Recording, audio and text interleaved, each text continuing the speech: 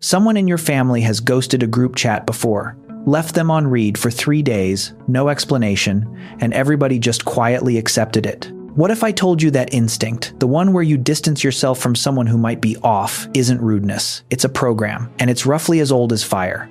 Here's the flip. You think isolating a sick person is a modern medical policy, something invented by health departments with clipboards and quarantine tape. It's not. Long before anyone knew what a virus was, before anyone had a word for germ, ancient human groups were already doing something eerily close to social distancing, not because they understood biology, but because they'd watched entire bands die when they didn't. No antibiotics, no vaccines, no hospitals. Just a brutal, unspoken rule passed down through behavior. If someone in the group starts coughing blood, shaking with fever, or breaking out in sores, you don't nurse them in the middle of camp. You move them to the edge. Sometimes you move yourself away instead. And here's why this actually matters to you. Sitting there right now, half-consciously flinching when a coworker sneezes near your coffee. That flinch is inherited behavior. Somewhere back through tens of thousands of years of small, tightly packed hunter-gatherer bands. Groups of maybe 25 to 50 people who ate together, slept together, shared water sources. A contagious outbreak wasn't a bad flu season. It was an extinction event for that group. So the central question isn't just what did they do, it's what did it cost them to survive it, and whether that price is still quietly running in your body today. Spoiler, it is.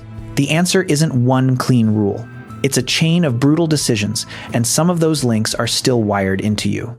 Let's start with the actual stakes, because they were not small. Skeletal and genetic evidence from prehistoric populations shows repeated, sharp population crashes, consistent with epidemic disease sweeping through small, mobile groups, the kind of populations anthropologists studying historically documented hunter-gatherer and small-scale societies, like some Aboriginal Australian communities and isolated Amazonian groups in the more recent past, have watched lose enormous portions of their population within a single outbreak once a new pathogen entered. In groups that small, losing 10 people isn't a tragedy story. It's the end of the group. There's no replacement population 3 towns over. There is no towns over. So evolution did what it always does when the stakes are total. It didn't wait for people to understand disease. It just rewarded whoever acted like they did.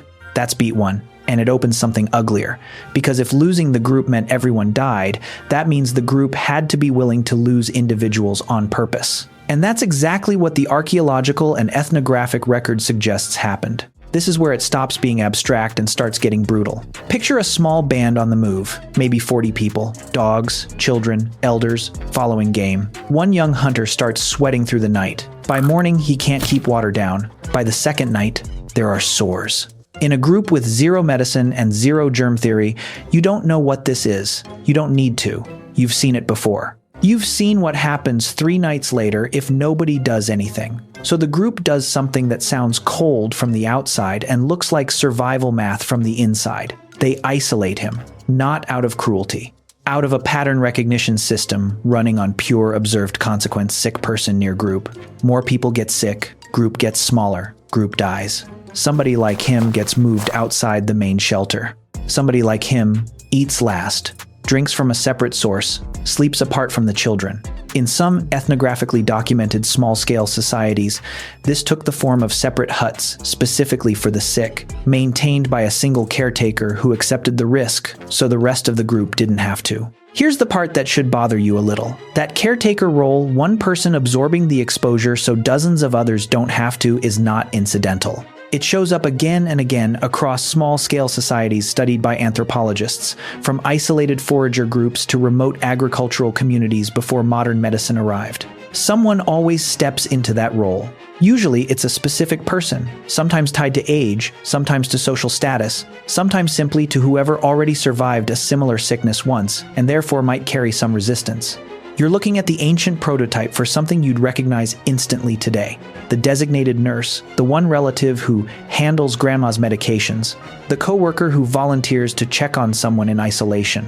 That instinct to assign one brave or already immune person to absorb collective risk is not a workplace policy. It's tens of thousands of years old. Now here's the objection you're probably already forming.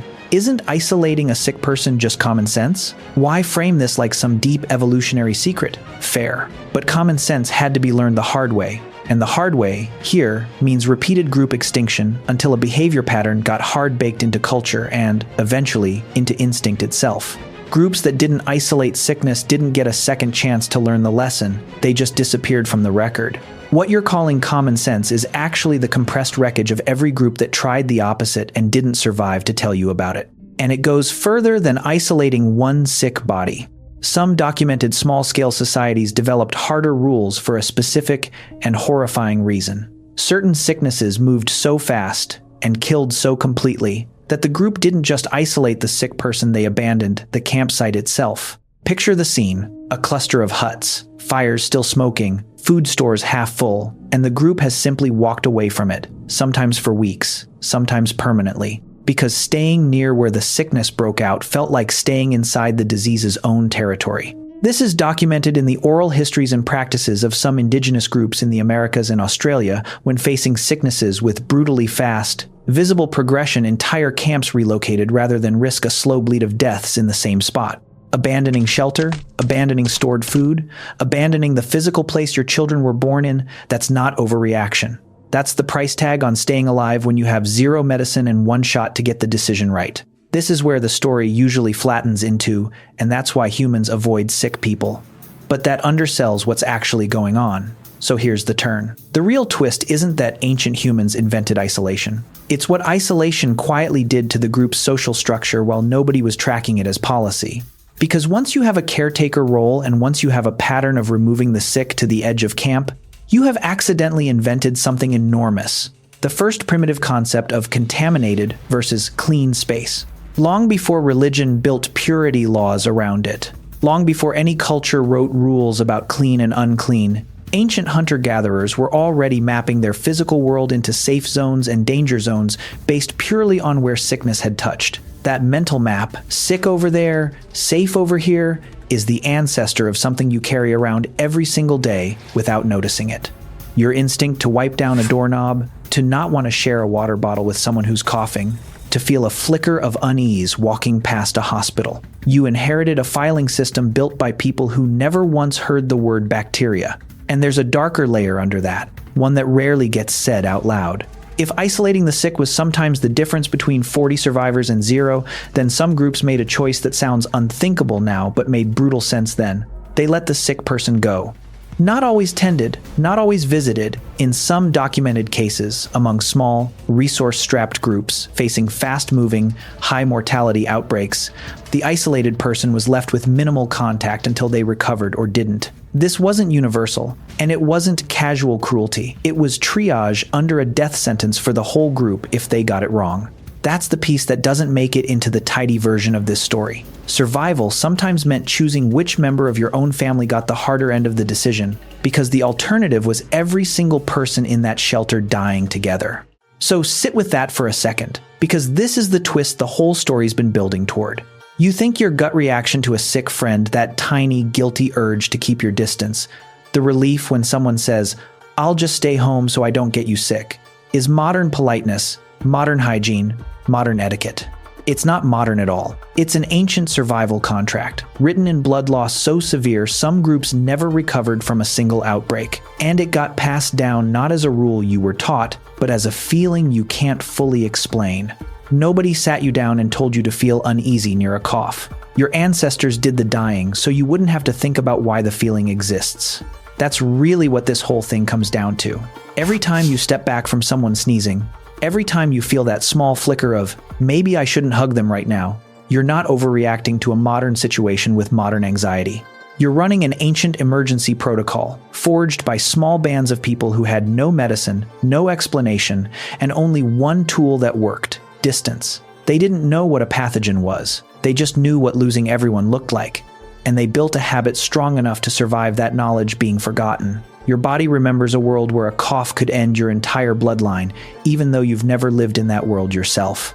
You're not paranoid. You're not broken. You're just carrying forward the one rule that kept a fire burning long enough for you to eventually be born beside it.